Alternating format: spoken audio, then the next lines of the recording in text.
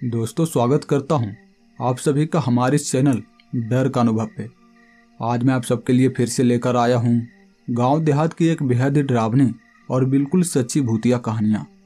तो अगर आपको ऐसी वीडियोज देखना पसंद है तो हमारे इस चैनल को सब्सक्राइब कर लें।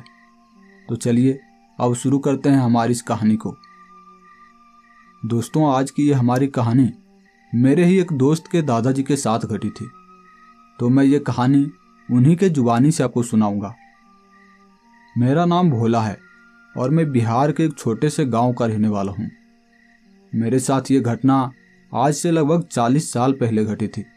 उस समय मेरी उम्र लगभग 20 साल के करीब होगी। तब मैं भी बाकी बच्चों की तरह भूत प्रेत की कई कहानियां सुना हुआ था, लेकिन मैं इन सब चीज़ों पर यकीन नहीं करता था। लेकिन जब ये डरावनी घटना मेरे साथ घटी तब से मुझे भी भूत प्रेत पर यकीन हो गया। मुझे आज भी याद है, वो दिसंबर का महीना था और वो कड़कती हुई ठंड। उस समय खेतों में गेहूं का फसल लगा हुआ था और मेरे पिताजी उन खेतों में दिन भर मेहनत किया करते थे। मैं भी उनके साथ खेतों में कभी कभी जाया करता, लेकिन मैं कम ही जाता था। जब ज़्यादा काम होती तभी मैं सिर्फ खेतों में जाता, जिस वजह से मेरे पिताजी अक्सर मुझ पर गुस्सा किया करते। वो मुझसे कहा करते कि मैंने इतनी बड़ी खेतों में फसल लगाया हुआ है और तुम उन खेतों को कभी देखने तक नहीं जाते। वहाँ फसल बर्बाद हो रहा है, वहाँ पर कोई जानवर आकर खा रहा है, उससे तुम्हें क्या मतलब? तुम्हें तो बस गांव में मस्तियाँ करनी है। वो इसी तरह से मुझे रोज आकर सुनाते थे और मैं भी उनसे कहता कि पिताजी, मैं भी तो जाता हूँ वहाँ खेतों में जब ज़्यादा काम होती है। मैं भले ही रोज नहीं जाता हूँ, लेकिन कभी कभी तो जाता हूँ। तो पिताजी मुझे डांटते हुए कहने लगे थे, अच्छा तुम एक दिन क्या खेतों में चले गए, अपने आप को 30 मार खा समझने लगे। वो इतना गुस्से में कह रहे थे और मैं भी उन्हें दोबारा कुछ जवाब नहीं दिया। दोस्तों, दरअसल मेरा एक खेत गांव के बाहर पहाड़ियों से लगकर है, जो कि मेरे घर से लगभग 1 किलोमीटर की दूरी पर है। इसीलिए मुझे भी उन खेतों में जाने का मन नहीं करता। लेकिन एक दिन मेरे पिताजी सुबह सुबह ही मुझसे उठकर कहने लगे थे कि जल्दी से तैयार हो जाओ, हमें खेतों में जाना है पानी लगाने के लिए। दोस्तों, उस समय अभी के जैसा सिंचाई का साधन नहीं था। तब हमने भी वहाँ खेतों में ही मिट्टी का एक कुआं बना रखा था। हमने खेतों में खोद कर जमीन को और वहाँ मिट्टी का कुआं बनाया हुआ था और उसी से हम खेतों की सिंचाई किया करते। वहाँ कुएं से लगकर ही एक नीम का बहुत ही बड़ा पेड़ लगा हुआ था, जो कि गर्मियों के दिनों में हमें ठंडक देने का काम करती थी। तो ऐसे ही उस दिन पिताजी मुझसे बोल रहे थे कि खेतों में चलो। तो मैं भी वहाँ पिताजी से कह रहा था कि पिताजी आप जाइए, मैं खाना खाकर खेतों में आऊँगा। तो पिताजी भी ये कहते हुए गए थे कि तुम जल्दी से जल्द खाना खाकर खेतों में आ जाना। लेकिन मैं जाना नहीं चाहता था, क्योंकि उस दिन काफ़ी ज़्यादा ठंड थी और कोहरा काफ़ी ज़्यादा वहाँ पर छाया हुआ था। तो मैं भी वहाँ पर खाना खाकर फिर से चादर ओढ़कर सो गया। लेकिन शाम को जब पिताजी खेतों से घर लौटे थे तो वो मुझ पर बहुत ज़्यादा गुस्सा करने लगे थे। वहाँ वो लगातार मुझे भला बुरा सुनाए जा रहे थे और उनकी ये बातें सुनकर मुझे बहुत ज़्यादा गुस्सा आ रहा था। और मैं उनसे कहने लगा था कि अभी मैं खेतों में जाऊँगा, जितने ज़मीन की सिंचाई आपने की है उससे ज़्यादा मैं उन खेतों की सिंचाई करके आऊँगा। मैं अभी जाऊँगा। आपको यही लगता है ना कि मैं निकम्मा हूँ, मैं कोई काम नहीं कर सकता? इतना बोलकर मैंने वो लठ पकड़ ली थी और एक हाथ में टॉर्च, और ये बोलते हुए जा रहा था कि मैं खेतों में जा रहा हूँ। तो पिताजी गुस्सा करते हुए कहने लगे थे कि अभी जाओगे, अभी रात में, जब जाना होता है तब जाते नहीं हो और अभी रात में जाओगे। अभी जाओगे तो वहाँ पर तुम मर ही जाओगे। वहाँ पर पता है तुम्हें कौन रहता है? वहाँ पर एक छलावा रहता है जो तुम्हें जान से मार डालेगा। अभी रात में बड़ा जाओगे वहाँ पे। तुम्हें काम करने का मन तो रहता नहीं है, बस झूठ मूठ का ये दिखावा करते हो, ये नाटक करते हो कि मैं बहुत बड़ा काम करने वाला हूँ। अभी रात के वक्त वहाँ पर जाकर तुम क्या कर लोगे? वहाँ पर पिताजी ऐसा बोल रहे थे और उनकी बातें मुझे कांटे की तरह चुभ रही थी। वहाँ पर मैंने भी सोच लिया था कि आज की सुबह मैं 4 बजे ही खेतों में चला जाऊँगा और वहाँ पर पिताजी के आने से पहले मैं एक खेत की सिंचाई कर दूँगा। वहाँ पर मैं ऐसा सोचकर सो गया था और फिर मेरी नींद खुली थी रात में। वहाँ पर मुझे ऐसा लग रहा था कि अब सुबह हो चुकी है, क्योंकि मैं पिछले दिन बहुत ज़्यादा सोया था। इस वजह से आज मेरी नींद रात में ही खुल गई थी। वहाँ पे लगभग 2:30 बजे होंगे और मुझे ऐसा लग रहा था कि सुबह हो चुकी है, मुझे अब खेतों में जाना चाहिए। मैंने वहाँ पर अपने पिताजी की वो लाठी उठा ली थी और मैं हाथ में टॉर्च लेकर निकल पड़ा था वहाँ अपने खेतों में जाने के लिए। वो चांदनी वाली रात थी और थोड़ा थोड़ा कोहरा भी छाया हुआ था। मैं अपने शरीर में चादर को लपेटे हुए आगे की ओर बढ़े जा रहा था। वहाँ रास्ते में कई कुत्ते मुझे इस तरह से जाते देखकर भौंक रहे थे। फिर थोड़ी ही देर बाद मैं गांव के बाहर वाले रास्ते पर पहुंच चुका था, जहाँ पर एक भी कुत्ता नहीं था। मुझे जाते वक्त थोड़ा थोड़ा शक तो हो रहा था कि शायद अभी रात ही है, क्योंकि अगर सुबह होने वाली होती तो मुझे गांव के लोग जरूर दिखाई पड़ते, क्योंकि गांव में लोग जल्द ही उठ जाया करते हैं और अपने अपने काम पर लग जाते हैं। लेकिन ना तो मुझे आते वक्त गांव में कोई आदमी दिखा था और ना ही यहाँ इन खेतों में कोई आदमी दिखाई पड़ रहा था। लेकिन मैं डरने वाला नहीं था। मैं उन रास्ते पे चले जा रहा था जो कि खेतों के बीच से पतली सी वो रास्ता बनाई गई थी। मैं वहीं पर टॉर्च जलाए हुए आगे की ओर बढ़े जा रहा था। मुझे डर था कि यहाँ पर कोई सांप या बिच्छू इन रास्ते पर ना हो, क्योंकि मैं भूत प्रेत से ज़्यादा इन सांप बिच्छू से डरता हूँ। फिर भी मैं इसी तरह अपने खेतों तक पहुँचा। वहाँ मेरे खेतों के बगल में ही मेरे चाचा जी का खेत था, जहाँ पर मुझे कोई आदमी खड़ा दिखाई पड़ा। उसे देखकर मुझे थोड़ा ढाढ़स महसूस हुआ। मुझे लग रहा था कि शायद सुबह होने वाली है, तभी तो यहाँ पर चाचा जी अपने खेतों में काम करने के लिए आ गए हैं। वो भी शायद यहाँ पर सिंचाई का ही काम करने के लिए आए होंगे।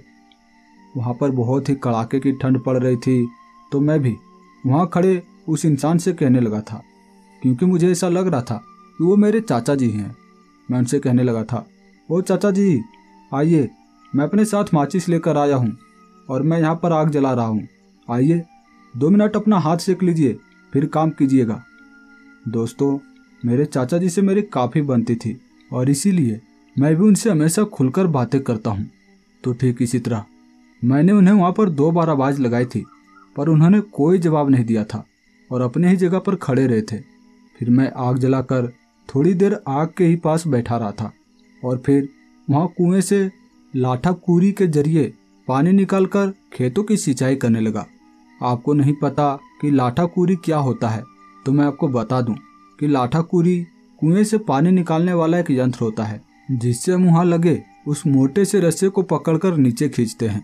तो वहाँ वो रस्सा कुएं के अंदर जाता है और उस रस्से के नीचे वाले हिस्से पर एक बड़ा सा लोहे का बाल्टी लगा होता है, जिससे हम कुएं के अंदर से पानी निकालते हैं और फिर खेतों में हम डालते हैं। इसी तरह से हम लाठा कूरी के जरिए खेतों की सिंचाई करते हैं और इसे यूपी बिहार में लाठा कूरी के नाम से जाना जाता है। तो इसी तरह मैं वहाँ खेतों की सिंचाई कर रहा था कि तभी चाचा जी वहाँ पर आ गए थे और वहाँ अभी भी थोड़ा थोड़ा अंधेरा छाया हुआ ही था। तो मैं भी सिंचाई करते हुए कहने लगा था, आइए आइए चाचा जी, अभी भी आग जल ही रही है, आप 2 मिनट उसमें हाथ सेक लीजिए, आपकी ठंड गायब हो जाएगी। लेकिन चाचा जी कहने लगे थे। उनकी आवाज़ काफ़ी भारी थी और वो आग से दूर ही खड़े थे, जहाँ तक वो आग की रोशनी नहीं जा रही थी। वो वहीं खड़े होकर कह रहे थे कि मुझे उन जंगलों में जाना है, वहाँ पर हमारी बैलें भाग गई है, तुम भी मेरे साथ चलो, उसे ढूंढ कर लाना है। लेकिन मैं भी उनसे कहने लगा था, बैलें भाग गई है तो जाने दीजिए, वो खुद ही कुछ देर बाद घास चरकर चली आएगी। पर बार बार वो आदमी, जिसे मैं चाचा जी समझ रहा था, वो जिद किए जा रहा था। वो मुझसे कह रहा था कि तुम्हें चलना ही होगा। लेकिन मैं भी उनसे कहने लगा था कि मैं नहीं जाऊंगा, मुझे यहाँ पर सिंचाई का काम करना है। मैं इतना बोल ही रहा था कि तभी वो आदमी एकदम से मेरे कुएं के सामने आ गया। वो अचानक से आया था, एक ही पल में, जैसे मेरी पलकें झपकी थी और वो आदमी मेरे सामने खड़ा था। उसे देखकर मैं थोड़ा देर के लिए डर गया। हालांकि उसकी शक्ल मेरे चाचा जैसा ही लग रहा था, लेकिन जब मैंने वहाँ उस आग की रोशनी में उसके पैर को देखा था, उसका पैर था ही नहीं, उसके पैरों की जगह पर वो सफ़ेद रंग के धुएं थे। उसे देखकर मैं बहुत ज़्यादा घबरा गया था। मैं ये चीज़ देखकर बहुत ज़्यादा डरा हुआ था और मैं चिल्लाना चाहता था, क्योंकि मुझे डर था कि मैं कुएं में ना गिर जाऊं। लेकिन मैं चिल्लाना तो चाहता था, पर मेरी आवाज़ जैसे गले में ही अटक गई थी, मेरी आवाज़ बाहर निकल ही नहीं रही थी। तभी मुझे याद आया कि शायद यही छलावा है जिसके बारे में पिताजी कल शाम में बात कर रहे थे। लेकिन मुझे कुछ समझ नहीं आ रहा था और मैं वहाँ कुएं से नीचे उतर गया। मैं कुएं की दीवार पर से नीचे उतर चुका था और मैं ज़ोर ज़ोर से चिल्लाना चाहता था, लेकिन वो छलावा जैसे मुझे नुकसान पहुँचाना चाहता था। वो मुझे छूने की कोशिश कर रहा था, पर जैसे ही वो मुझे छूने के लिए मेरे पास आया और मुझे छूने के लिए अपना हाथ मेरी तरफ बढ़ाया था। तब मैंने देखा कि वो जैसे मुझे छुआ था वो 2 कदम पीछे हो चुका था, जैसे कोई झटका सा लगा था मुझे छूने पर। मैं ये सब देख रहा था और वो जो भी था वो छलावा वो मुझे बार बार छूने की कोशिश कर रहा था। वो मुझे बार बार नुकसान पहुंचाना चाहता था, लेकिन मैं उसे देखकर बहुत ज़्यादा डर चुका था और मुझे अब जैसे चक्कर सी आने लगी थी और मैं वहीं पर बेहोश हो गया। फिर सुबह के 5 बजे के करीब मेरे पिताजी और चाचा जी उस खेत में आए थे, जिन्होंने मुझे बेहोशी से जगाया और वो मुझसे कहने लगे थे कि क्या हुआ, तुम यहाँ खेतों में क्यों सो गए। तो मैं भी अपने साथ घटी वो सारी घटना अपने पिताजी और चाचा जी को सुनाई। तो वो भी कहने लगे थे कि भूत प्रेत निकट नहीं आवे, महावीर जब नाम सुनावे।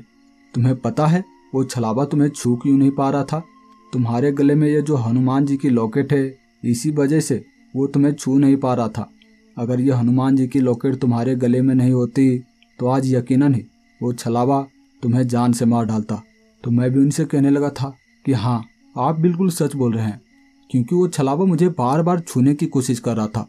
वो बार बार मुझे नुकसान पहुंचाने की कोशिश कर रहा था, लेकिन जैसे ही वो छूने के लिए मेरे पास आता उसे जैसे झटका सा लगता था और वो 2 कदम पीछे हो जाता था।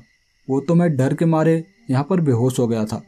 तो पिताजी भी कहने लगे थे, हाँ ये बिल्कुल सच्ची बात है, आज हनुमान जी ने तुम्हारी जान बचाई है। उसके बाद पिताजी और चाचा जी मेरे ऊपर थोड़ा गुस्सा करते हुए कहने लगे थे कि आज तो मैं तुम्हें जाने दे रहा हूँ, आज मैं तुम्हें कुछ नहीं बोल रहा, लेकिन आगे से तुम ऐसी गलती नहीं करोगे। जब तक यहाँ पर सुबह नहीं हो जाती तुम इन खेतों में नहीं आओगे। और मैं भी उस घटना के बाद इतना ज़्यादा डर गया था कि अभी मेरी उम्र 60 वर्ष है, लेकिन आज भी मैं उन खेतों में सुबह होने से पहले नहीं जाता और ना ही अपने परिवार के किसी सदस्य को जाने देता हूँ।